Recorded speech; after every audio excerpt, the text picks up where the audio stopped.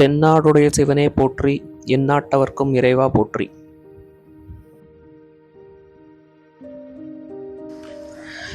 இன்னைக்கு நம்ம பார்க்க போகிற கோயிலுக்கு ஏகப்பட்ட விசேஷம் இருக்குங்க. அப்பர், திருஞான சம்பந்தர், சுந்தரர் ஆகிய மூவராலும் பாடல் பெற்ற தலம். சிவபெருமானோட 5 சபைகளில் முதல் சபையான ரத்ன சபை. காரைக்கால் அம்மையார் மோட்சம் பெற்ற ஸ்தலம். சனி பகவானோட மகனான மாந்தி இங்கே வந்து சிவபெருமானை வேண்டி தன்னோட தோஷங்களை நிவர்த்தி பெற்ற ஸ்தலம். அதனால் இந்த இடத்த மாந்தீஸ்வரர் அப்படின்னு சொல்லுவாங்க.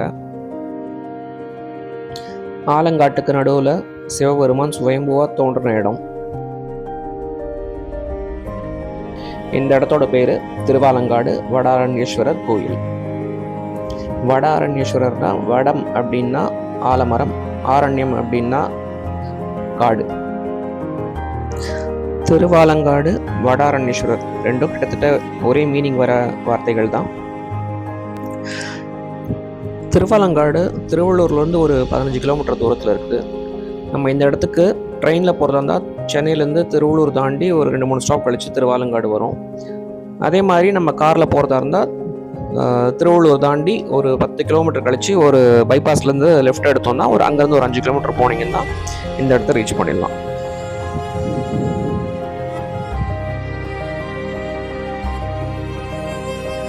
கோவில் போகிறதுக்கு முன்னாடி 5 சபை அப்படின்னு பார்த்தோமே, அது என்னன்னு பார்த்துடலாமா?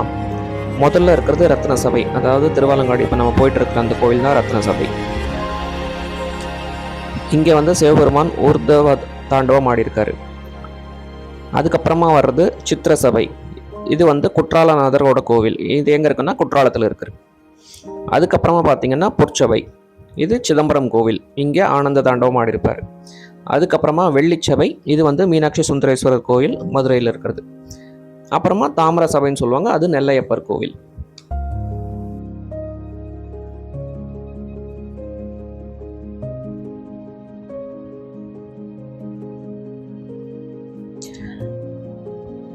இப்போ நம்ம கிட்டத்தட்ட திருவாலங்காடு கோயில் ஊருக்குள்ளே வந்துட்டோம். இங்கேருந்து ஒரு 5 நிமிஷத்தில் கோயில் வந்துடும்னு நினைக்கிறோம்.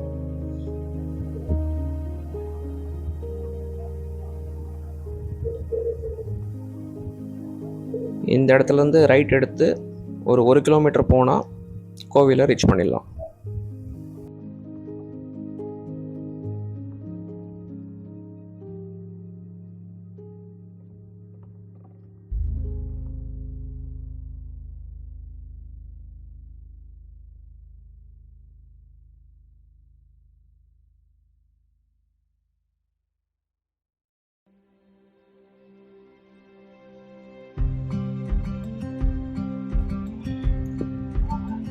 அங்கேருந்து ஒரு 2 நிமிஷத்துலேயே நம்ம கோயில்கிட்ட வந்துட்டோம்.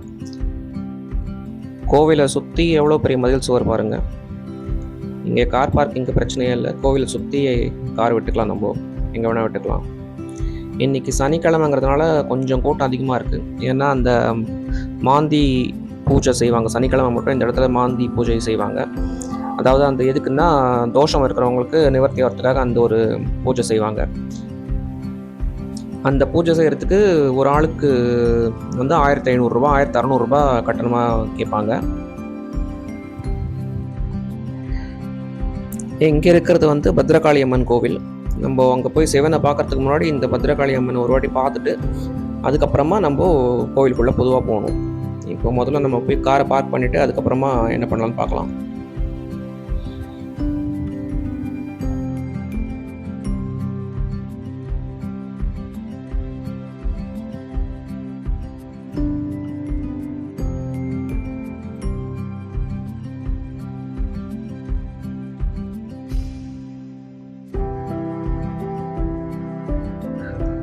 ரொம்ப பெரிய கோவிலுங்க.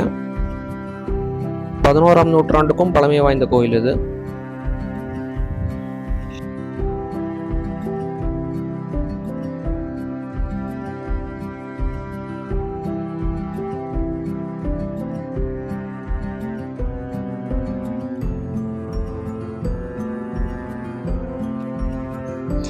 கோவில் இப்போ ரீசெண்டாக கும்பாபிஷேகம் பண்ணியிருக்காங்க.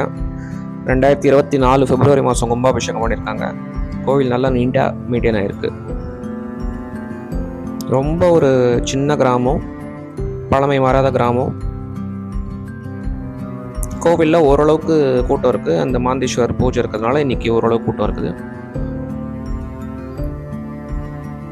உள்ளே போனோன்னா முதல்ல ராஜகோபுரம்.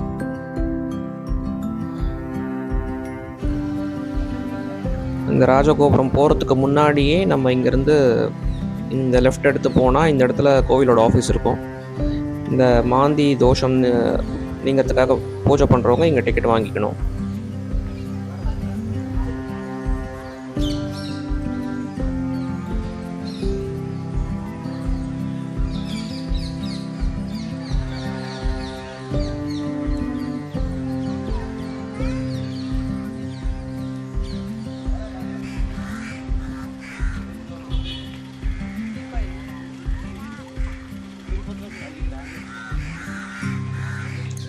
அங்கே கோவில் உள்ளே போகிறதுக்கு முன்னாடி ஒரு வாட்டி இந்த குளத்தையும் பார்த்துட்டு பக்கத்தில் இருக்க பத்ரகாளி அம்மனையும் பார்த்துட்டு அதுக்கப்புறம் கோவில் போகணுங்கிறதுனால நாங்கள் இங்கே வந்திருக்கோம்.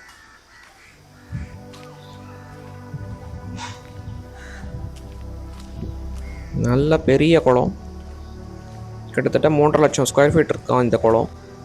ஆழம் கம்மி தான், ஆனால் மிகப்பெரிய குளம்.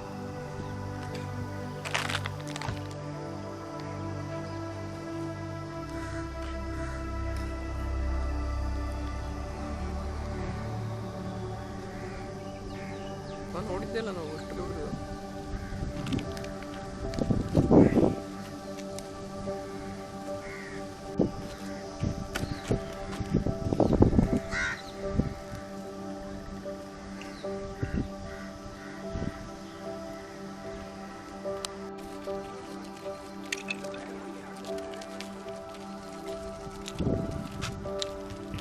குளத்துக்கிட்ட போகிறதுக்கான மெயின் கேட்டெல்லாம் மூடி வச்சுருக்காங்க, ஏன்னு தெரியல.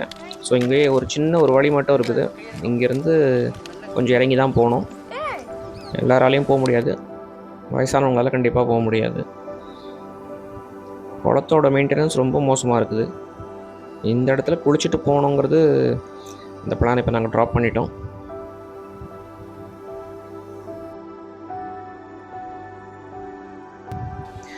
அங்கேருந்து குளத்தை ஒட்டியே இருக்கிறது இந்த பத்ரகாளி அம்மன் கோவில், காளி கோவில். இந்த கோவிலை பார்த்துட்டு நம்ம பக்கத்தில் இருக்கிற சிவன் கோவிலுக்கு போகணும்.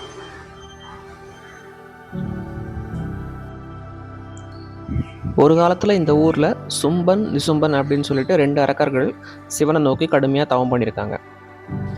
அந்த அரக்கர்கள் சிவன்கிட்ட வாங்கின வாரம் என்னதுன்னா, அவங்க உடம்புலேருந்து யாராவது சண்டை போட்டு அவங்க உடம்புலேருந்து ரத்தம் விழுந்துச்சுன்னா அந்த ஒவ்வொரு ரத்த துளிகள்ல இருந்தும் அவங்களோட வம்சம் விருத்தி ஆகணும், நிறைய உருவங்களை எடுத்து அவங்க மறுபடியும் வரணும் அப்படிங்கிற மாதிரி ஒரு வாரம் வாங்கி வச்சுருந்தாங்க. ஸோ இந்த வாரத்தினால அவங்க என்ன பண்ணாங்கன்னா, எல்லாரையும் இந்த ஊரில் இருக்க எல்லா மக்களையும் போட்டு ரொம்ப கொடுமைப்படுத்தி அந்த மாதிரி இருந்திருக்காங்க. ஸோ இதை கண்டு சிவபெருமான் என்ன பண்ணியிருக்காருன்னா, காளி வடிவத்தில் காளியை வந்து இங்கே இந்த அரக்கர்களை அடக்குமாறு சொல்லியிருக்காரு. ஸோ காளி தேவி என்ன பண்ணியிருக்காங்க, இங்கே வந்து இந்த அரக்கர்கள்லாம் வதம் பண்ணி இவங்களோட ரத்தம் கீழே விழுகாமல் அந்த ரத்தத்தையும் சேர்த்து அவங்க குடிச்சிட்டாங்க. இந்த அரக்கர்கள் இறந்ததுக்கப்புறம் காளி தேவி இவங்களோட ரத்தத்தை முழுமையாக குடிச்சதுனால கொஞ்சம் அரக்க குணம் காளி தேவிக்கும் வந்திருக்குது. அப்போது இந்த காளி தேவியை அமைதிப்படுத்துறதுக்காக சிவன் என்ன பண்ணியிருக்காருன்னா, காளி தேவியை ஒரு நடன போட்டிக்கு கூப்பிட்ருக்காரு. ஸோ 2 பேரும் நடனம் ஆடுவாங்க.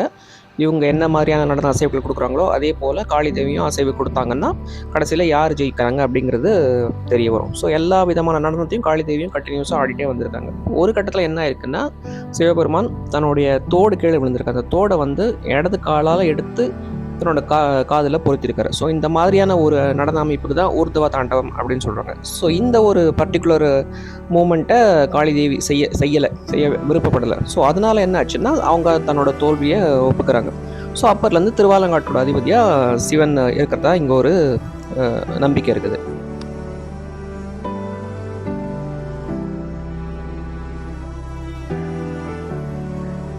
அதுக்கு பிறகு சிவன் என்ன சொல்லியிருக்காருன்னா, இந்த இடத்துல வந்து சிவபெருமனை தரிசிக்கிறதுக்கு வரதுக்கு முன்னாடி முதல்ல அந்த குளத்துக்கிட்ட போயிட்டு அதுக்கப்புறமா பத்ரகாளி அம்மன் அந்த போயிட்டு வந்துடலாம் அந்த கோயில், அதை பார்த்துட்டு அதுக்கப்புறமா தான் வந்து சிவனை தரிசிக்கணும் அப்படிங்கிற மாதிரி ஒரு அமைப்பை ஏற்படுத்தியிருக்காரு. ஸோ நம்ம எப்போவுமே முதல்ல அந்த கோயில் போயிட்டு அதுக்கப்புறம் இங்கே வரணும், இந்த ஊரோட ஐதீகப்படி.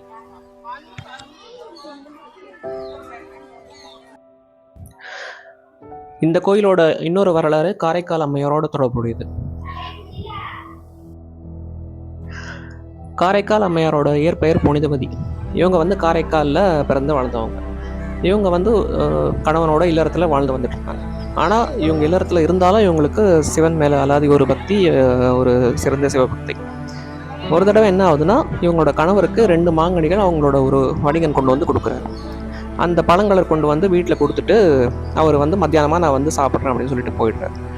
அப்புறம் என்ன ஆகுதுன்னா, அதுக்கு பிறகு ஒரு சிவனடியார் புனிதவதி வீட்டில் இருக்கும்போது வராங்க. அவங்களுக்கு வந்து இன்னும் சமையல் ஆகாததுனால ஒரு மாங்கனியை அந்த சிவனடியாருக்கு காரைக்கால் அம்மையார் அதாவது புனிதவதி தாயார் கொடுத்துட்றாங்க.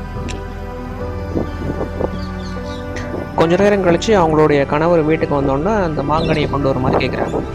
ஸோ அப்போ மிச்சம் இருக்கிற ஒரு மாங்கனியை கொண்டு வந்து கணவனுக்கு கொடுக்குறாங்க புனிதவதி. அந்த பழத்தை சாப்பிட்டோன்னா அதில் இருக்கிற சுவை ரொம்ப பிடிச்சி போய் அந்த இன்னொரு பழத்தையும் தனக்கு கொண்டு வந்து கொடுக்கும்படி கேட்குறாரு. புனிதவதியை திகச்சு போய் என்ன பண்ணுறதுன்னு தெரியாமல் பார்த்துட்டு இருக்கும்போது அவங்க போயிட்டு சிவன்கிட்ட கேட்குறாங்க. கணவர் கேட்குறாங்க, எப்படியாவது எனக்கு இன்னொரு பழத்தை கொடு அப்படின்னு சொல்லிட்டு. சிவபெருமான் நேரடியாக தோன்றி அவருக்கு இன்னொரு பழத்தை கொடுக்குறாங்க. கிடைச்ச பழத்தை கொண்டு வந்து கணவருக்கு புனிதவதி கொடுக்குறாங்க. இதை சாப்பிட்டோன்னா அந்த முதல் பழத்தை விட இந்த பழம் இன்னும் ரொம்ப சுவையாக இருக்கே, இது எப்படி உனக்கு கிடைச்சது, அதே பழம் மாதிரி இது இல்லையே அப்படின்னு கேட்கும்போது புனிதவதி சொல்கிறாங்க, இல்லை ஒரு பழத்தை சிவனடியாருக்கு நான் கொடுத்துட்டேன், அதுக்கப்புறம் இப்போ நீங்கள் கேட்டதுனால நான் மறுபடியும் நான் சிவபெருமான் வந்து கேட்டு உங்களுக்கு இந்த பழத்தை கொடுக்குறேன் அப்படின்னு சொல்லிட்டு சொல்கிறாங்க. இதை நம்ப மறுக்கிற கணவன், அப்படின்னா இன்னொரு வாட்டி பழத்தை வாங்கி கொடு அப்படின்னு சொல்லிட்டு கேட்குறாரு. புனிதவதி தாயார் மறுபடியும் போயிட்டு சிவன் கிட்ட கேட்குறாங்க. சிவன் வந்து மறுபடியும் தோன்றி இன்னொரு பழத்தை அவங்களுக்கு கொடுக்குறாங்க. இதை பார்த்து திகைச்சு போன கணவன், இவங்க கண்டிப்பாக ஒரு சாதாரண பிறவி கிடையாது, இவங்க ஒரு தெய்வ பிறவி, இவங்களோட நம்மளால் இல்லறம் நடத்த முடியாது அப்படின்னு சொல்லிட்டு மெல்ல அவங்கள விட்டு விலகி போயிடுறாங்க. வேறு நாட்டுக்கு போயிட்டுறாரு. அப்புறமா வந்து மறுபடியும் வந்து வேற ஒரு கல்யாணமும் பண்ணிக்கிறாரு. இதை பார்த்து மனமுடிஞ்ச புனிதவதி சிவன் கிட்ட போயிட்டு தனக்கு இந்த அழகு வேண்டாம், என்னை ஒரு பேயாக மாற்றிடுங்க அப்படின்னு சொல்லிட்டு சிவன்கிட்ட கேட்குறாங்க. சிவபெருமானும் சரின்னு சொல்லிட்டு இவங்களுக்கு இந்த அழகெல்லாம் போயிட்டு ஒரு பேய் ரூபமாக இவங்க மாறிடுறாங்க. இதை பார்த்து கணவனும் மற்ற சொந்தக்காரங்களும் ரொம்ப திகைச்சு போயிட்டு இவங்களை பார்த்து பயப்படுறாங்க. அதுக்கப்புறம் இவங்களை வேண்டிட்டு இவங்க விட்டு விலகிடுறாங்க. பல காலம் கழித்து புனிதவதிக்கு கைலாசம் போயிட்டு சிவனை தரிசிக்கணும் அப்படின்னு சொல்லிட்டு ஒரு ஆசை. ஸோ அப்போது வந்து சிவன்கிட்ட வந்து நம்ம அந்த மலை மேலே தன்னுடைய காலால் நடந்து போகக்கூடாதுன்னு சொல்லிட்டு கையாலேயே நடந்து போகிறாங்க. கையாலையும் மற்றும் தலையாலையும் நடந்து போகிறாங்க. அப்படி போகும்போது சிவன் பெருமான் வந்து இவங்களோட பக்தியை பார்த்துட்டு அம்மையே அப்படின்னு சொல்லிட்டு அழைக்கிறார். சிவபெருமான் ஆதி அந்தம் எதுவுமே இல்லாதவர். அவரே வந்து இவங்களை அம்மா அப்படின்னு அழைச்சதுனால இவங்களுக்கு காரைக்கால் அம்மையார் அப்படிங்கிற பேரும் ஏற்பட்டுருக்கு. இவங்க அவங்களுக்கு மோட்சம் தரும்படி கேட்குறாங்க அம்மையார். அப்போ அவர் என்ன சொல்கிறாருன்னா, நீ திருவாலங்காடு கோயிலில் போய் என்னோட ஊர்துவ தாண்டவத்தை அங்கே நீ பார்த்துட்டு அங்கே என்னோட நீ ஐக்கியமாகலாம் அப்படின்னு சொல்லிட்டு சிவபெருமான் சொல்கிறாரு. இதை கேட்டு இவங்க இந்த திருவாலங்காட்டில் வந்து இவங்களோட சிவபெருமானோட ஊர்துவ தாண்டத்தை பார்த்துட்டு இங்கேயே சிவனோட ஐக்கியமாயிடுறாங்க. இது போக இன்னும் நிறைய வரலாறு இந்த கோயிலை ஒட்டி இருக்கு. ஒரு தடவை மாந்தி, அதாவது சனி பகவானோட மகன் வந்து மாந்தி அப்படிங்கிறார். இவர் மேலே ஒரு பல்லி விழுந்துருது. அதுக்கான தோஷம் நீங்கிறதுக்காக என்ன பண்ணுறது, தன்னோட நேரம் சரியில்லை அப்படின்னு சொல்லிட்டு சனி பகவானை கேட்குறாரு மாந்தி. அப்போ அவர் என்ன சொல்கிறாருன்னா, சிவபெருமானை நோக்கி நீ வேண்டிக்கிட்டனா உனக்கு இந்த தோஷம் நீங்கும் அப்படின்றார். ஸோ அந்த மாந்தி வந்து இந்த கோயிலில் மாந்தி ஒரு சிவபெருமானை எழுப்பி அங்கே அவரை வேண்டதுனால இங்கே சிவபெருமான் வந்து இவருக்கான தோஷத்தை நீங்கள் ஏற்பாடு பண்ணுறாரு. ஸோ அதனால் மாந்தி வந்து வழிபட்ட ஒரு தலம் அப்படிங்கிறதுனால மாந்தீஸ்வரருக்கும் இங்கே ஒரு சிவலிங்கம் தனியாக இருக்குது. ஸோ மாந்தியோட தோஷம் இந்த கோயிலில் நீங்கிறதுனால இந்த கோயிலில் மற்ற சனி தோஷம் இருக்கிறவங்க, இல்லை மற்ற தோஷம், இல்லை கல்யாணம் நடக்காதவங்க, இல்லை மற்ற வேறு ஏதாவது இருக்கிற ப்ராப்ளம் இருக்கிறவங்க இந்த கோயிலில் வந்து மாந்தி பரிகார பூஜை அப்படின்னு சொல்லிட்டு பண்ணுறாங்க. பொதுவாக இந்த பூஜை வந்து எவ்ரி சாட்டர்டே வந்து இந்த பூஜை நடக்குது. காலையில் 6, 8, 10ன்னு சொல்லிட்டு ஒவ்வொரு ஸ்லாட்டாக வச்சுட்டு அந்த பூஜையை இங்கே பண்ணுறாங்க. வேணுங்கிறவங்க இங்கே போய் அந்த பூஜையும் பண்ணிக்கலாம், நம்பிக்கை இருக்கிறவங்க பண்ணிக்கலாம். இன்னும் பல புராணங்களும் இந்த கோயிலோட வரலாறோட சேர்ந்து இருக்குது. நிச்சயமாக இந்த கோயிலை வந்து ஒரு வாட்டி எல்லோரும் பார்க்கணும். ட்ரெயினில் வரவங்க ட்ரெயினில் வரலாம். ட்ரெயின்லேருந்து இங்கே ஷேர் ஆட்டோவுக்கு 50 ரூபாய் அப்படி இருக்கும். இல்லைன்னா நீங்கள் காரில் வந்தீங்கன்னா இன்னும் ஈஸியாக வந்துட்டு போகலாம். கோயிலில் அவ்வளோ கூட்டம் இருக்காது. அதனால் என்றைக்கு வேணால் வந்து பார்த்துட்டு போகலாம்.